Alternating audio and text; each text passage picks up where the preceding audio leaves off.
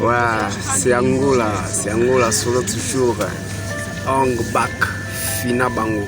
Ong back, Fina Bango. Des retours déjà en direct de Kinshasa. Donc il est à Kinshasa, direct sur Kinshasa.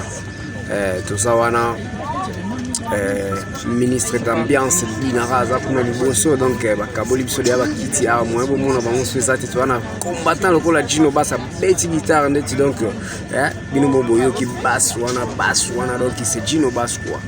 Alors tout ça on a au jana au ba lo ba kimi donc tozonga moi déjà kimi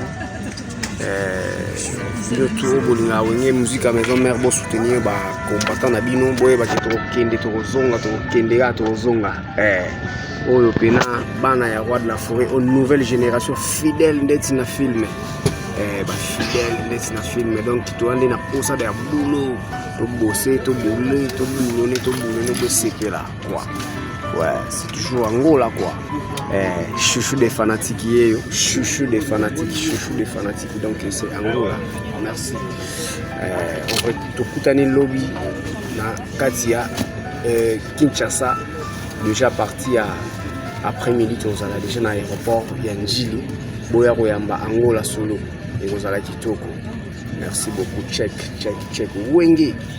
Esprit Wenge toujours.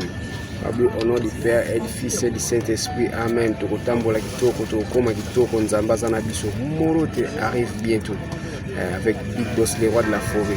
Toujours check.